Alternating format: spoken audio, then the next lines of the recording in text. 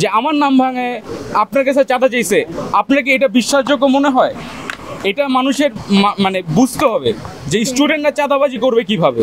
কারণ বাজার থেকে ধরা হয়েছে স্টুডেন্টের নাম ভাঙিয়ে চাঁদাবাজি। এটা মানে এটা আপনাকে যদি আমি বলি যে আমার নাম ভাঙে আপনার কাছে চাঁদা চাইছে, আপনার কি এটা বিশ্বাসযোগ্য মনে হয়? এটা মানুষের মানে বুঝতে হবে যে স্টুডেন্টরা চাঁদাবাজি করবে কিভাবে। সুতরাং এগুলো মানে আমাদের বন্ধ করতে হবে। আপনি বাজার ঘুরেন, ঠিক আছে, সত্য বলেন যে স্টুডেন্ট চাঁদাবাজি করে কিনা। আমাদের কাছে এই যে কার্ড আছে, ঠিক আছে, সবার কার্ড আছে, সবাই পরিচয় আছে। তো ছাত্রদিনের চাঁদাবাজি এটা সম্পূর্ণ একটা গুজব, এটা হইতেই পারে না। আর যারা করে তারা ছাত্র না, আর যারা করে তারা ছাত্র না। আমি রাজনীতির কোনো বিষয়ে কথা বলতে চাই না, আমরা শুধুমাত্র ছাত্র, আমরা রাজনীতি করি না।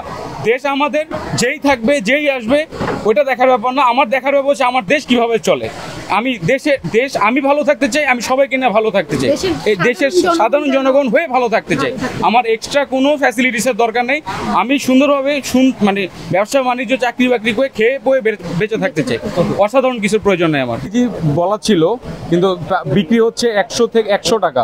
আর একটু সামনে আসলাম, একটা ক্রেতা, উনি ক্রেতাই বলে ভাই দেখেন আমি কিনছি 104 টাকা। আরও যখন বাজারের ভিতর দিকে ঢুকলাম তখন বলতেছে 110 টাকা।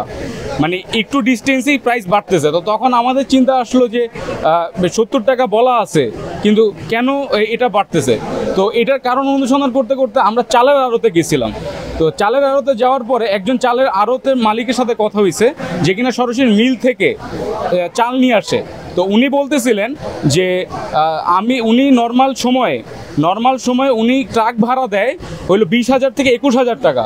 কিন্তু এখন তো রাস্তায় চাঁদাবাজি নাই, তেলের দামও বৃদ্ধি পায় নাই, কিন্তু ওনার মাল কালকে রাতে আনলোড মানে এসেছে, উনি 24,000 টাকা ভাড়া দিয়েছে। উনি যে এখানে 3 বা 4,000 টাকা যে বেশি দিল, ঠিক আছে, এই 3 বা 4,000 টাকা বেশি কেন, উনি আমাদের কাছে এই কোয়েশ্চেন করছে।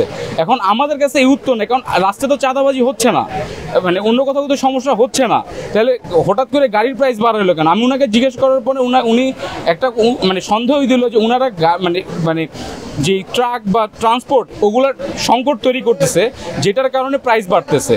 তো মানে ওনার যদি এটা চালের ক্ষেত্রে প্রযোজ্য হয়, ওনাকেই মানে ট্রান্সপোর্টের ব্যাপারে এখন মানে প্রেশার দিতেছে, যেটা আমাদের পক্ষে ফুললি দেখা এখন সম্ভব হইতেছে না, যেটা আমাদের উপর মহল অথরিটি আছে তারা দেখতে হবে। তো বাহ্যিকভাবে আমরা মনে করি যে আমাদের এই প্রক্রিয়া যতদিন পর্যন্ত চলমান থাকা উচিত, যতদিন পর্যন্ত না আমাদের সবার ভিতরে একটা মানে কনসার্ন তৈরি হয়, একটা সবাই মানে ওয়ার্নিং হয়ে যায়। যেরকম আগে এখানে আমরা অনেকেই বাজার সম্পর্কে ধারণা ছিল না, কিন্তু এখন বাজার মানে বাসার ছোট মানে মানুষ থেকে বুঝে হওয়ার পর থেকে মুড়ি পর্যন্ত বাজারের প্রাইসিং সম্পর্কে সবাই একটা আইডিয়া রাখতেছে।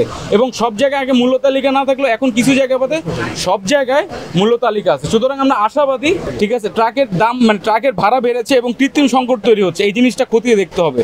এটা আপনারা কবে করবেন যে ট্রাক ড্রাইভার কিংবা গাড়িকে ধরবেন? কারণ যেহেতু একদিক থেকে কমাচ্ছে না, একদিকে আমাদের কিছু মানে সীমিত মানে আছে, আমাদের কিছু বাইন্ডিংস আছে। বাইন্ডিংস বলতে যেরকম অনেকে হেলমেট ছাড়া বের হচ্ছে, আমাদের গাড়ির লাইসেন্সের ডেট ওভার হলে আমরা কিছু করতে পারতেছি না। তো এগুলো তো আমাদের প্রশাসনিক আইন শৃঙ্খলা বাহিনীর আমার হাতে নাই, এটা হাতে হচ্ছে আইন শৃঙ্খলা বাহিনীর হাতে। যখন আইন শৃঙ্খলা বাহিনী নামবে এবং তারা যখন মানুষের পক্ষে হয়ে মানুষের ফুল সমর্থনে কাজ করবে, তখন এই জিনিসটা ওনারাই পারবে কমাইতে। কারণ আমরা মাঠে নতুন, আমরা কয়েকদিন হয়েছে, 1-2 সপ্তাহ হয়েছে আমরা মার্কেটে, যতটুকু পারছি আমরা করছি। অলরেডি 1100 টাকা খাসির মাংস, 1200 টাকা খাসির মাংস 1100 টাকা কেজি হয়ে গিয়েছে। তো এটা আমাদের একটা ছোট সফলতা, সব কিছু শুরু হয় ছোট থেকে।